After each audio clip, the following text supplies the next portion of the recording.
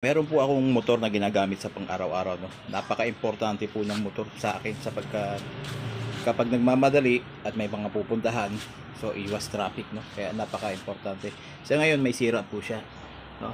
Ipaparinig ko at ipapakita ko sa inyo kung ano naging sira niya. Testingin natin paanda rin.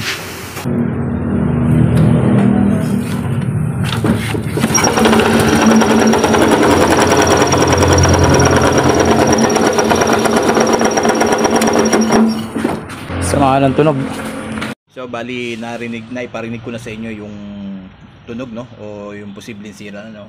Ang pagkakaalam ko ayon sa pagtatanong at pag-search sa YouTube ay pwedeng posibleng tatlong dahilan, no. Una, yung tinatawag na connecting rod, baka maluwag na, may play na. Then yung valve clearance niya, no, kailangan i-tune up na kasi matagal na rin itong hindi na-tune up. Then yung pangatlo ay yung sa chain niya, yung spring niya sa loob, no, baka papalitan. So doon muna ako magpo-focus sa pangatlo, yung baka sa chain niya lang, no, yung ito umorder ako ng pyesa para doon, no? Itong spring lang to, yan, baka ito lang daw yung papalitan kasi hindi na masyadong maano yung spring niya, so kailangan na ng replacement, no? Pero ito set to, pwede natin ikabit ng buo to, no? Yung chain niya, mga roller niya, saka roller guide niya, saka to, kakabit natin yan. So para maikabit natin yan, kailangan natin na bunutin yung magneto niya sa loob, no? Kailangan kompleto tayo ng mga tools. Unang-una yung puller, yan, meron naman tayong puller. Yung nga lang, wala tayo ditong impact drive drill, na. Kaya ang gagawin natin ay mag-i-improvise tayo ng gamit, no, yung pantanggal. Sa nakita ko ginagamit nila kadena tsaka tubo. So yun po ang gagawin natin bago ko gawin para kompleto yung gamit na gagamitin natin dito, no. Yan, isang tangkal mahigit lang yung tubo na kailangan, din yung bilog ng magneto, ano na lang, tansyahan na lang, ganito na rin kalaki siguro. Tapos yung haba ng kadena, kasi kung buong kadena ang gagamitin natin, napakahaba niya, so kailangan pa natin siyang putulan. So kailangan natin maghanap ng kadena at saka tubo na marami naman nakikita sa mga motor shop or sa dyan, may mga pinagpalitan na customer ko, iniiwan na lang dyan. Titingnan natin dun sa pinaglalagyan ko ng balde. So tara po. At ganoon na rin po,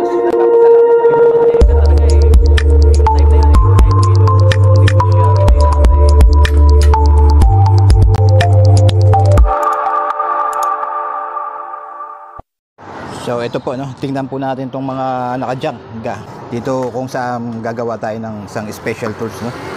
Ayan, ito yung handle ng crocodile jack na kinalawang na. So then meron tayo ditong kadena.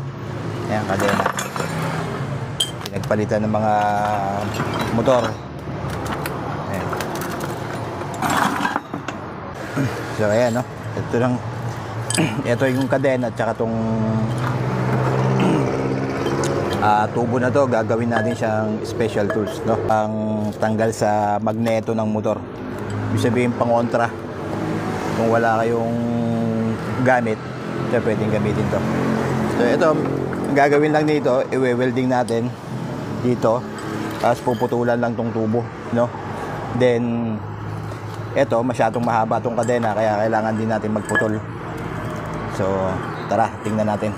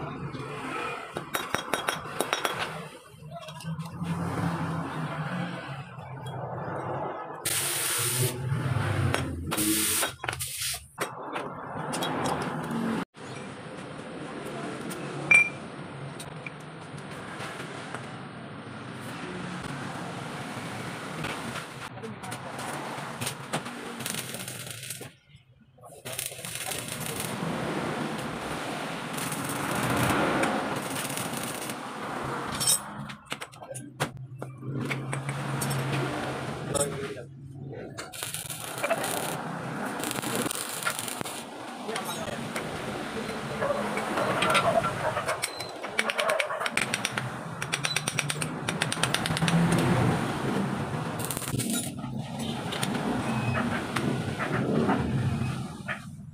ito na po yung finish niya, no?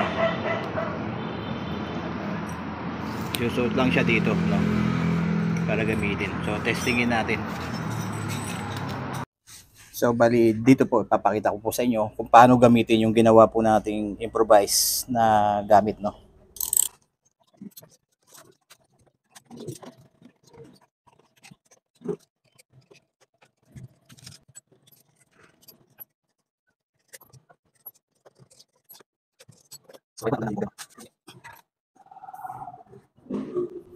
So, bali, ito po yung tatanggalin natin, no? Yung magneto na to. Bali, dito po papasok yung improvise na ginamit natin, no? Ito, no? Kailangan natin ng 14 para dyan. Ito, no? So, kailangan hindi siya iikot. May kukontra siya. Kaya ito yung gagamitin natin, no? Ito. Yung ginawa ko kanina.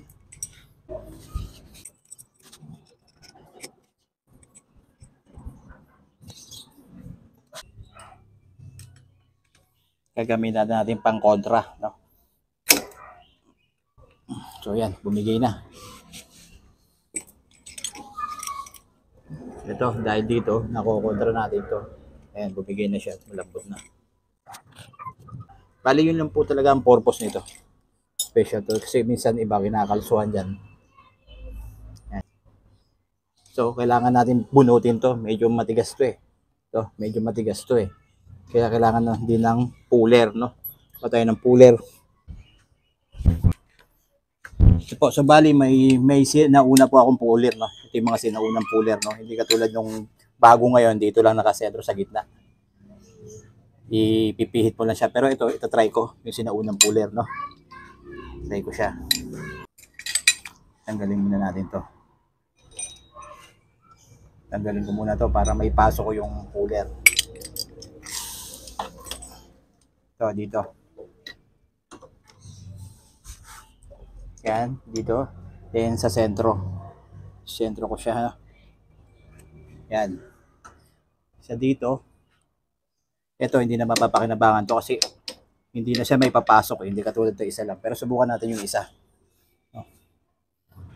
So, puyitin natin ang katala. No? Try natin kung yan. Yan, lumusok.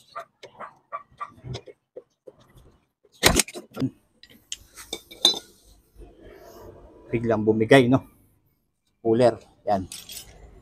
Itong magpapalit po tayo ng ito. Yan. Yung one set niya ng chain.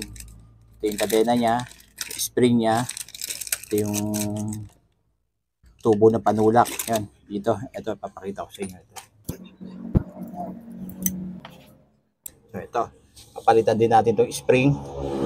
Ito.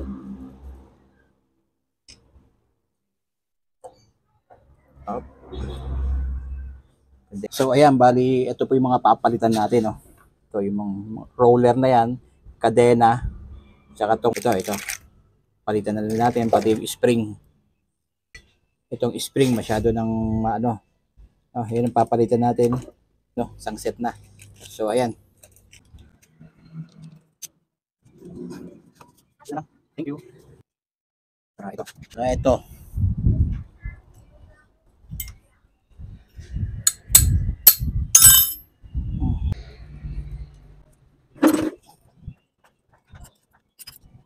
Ito.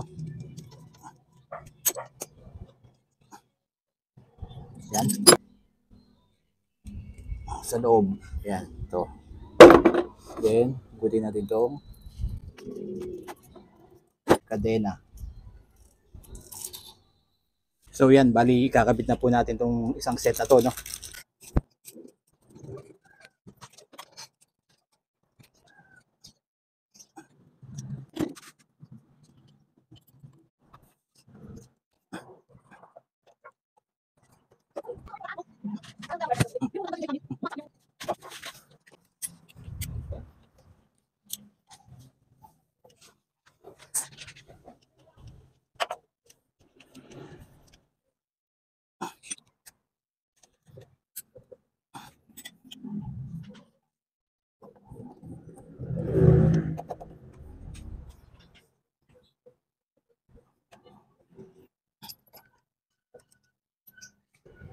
So ito na po natin gagamitin yung special tools uli, no, na ginamit natin kanina pang tanggal.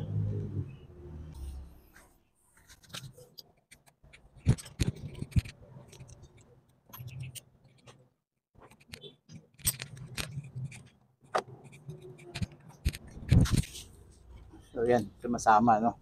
Kaya kailangan natin ang pangontra.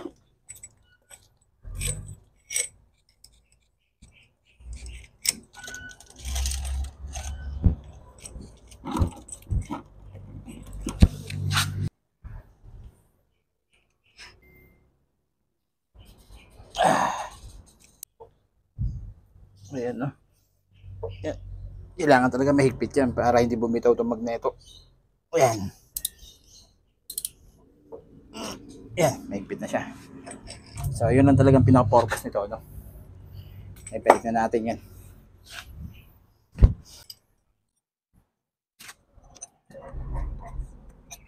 Yun. Ayan na.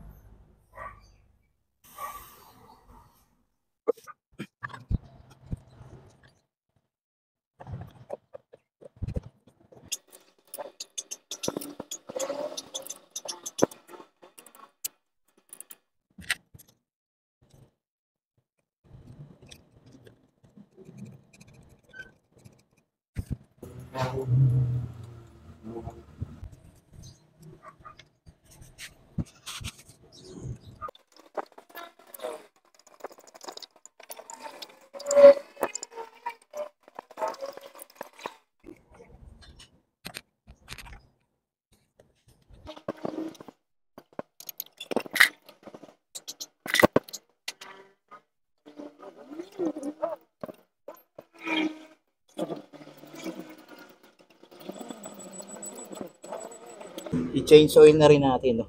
So, ito yung pinaganuhan niya, oh. Langis, nag-change oil niya. So, tap na natin itong kuryente. Okay. So, yan, testingin na po natin kung maganda ang andar, no.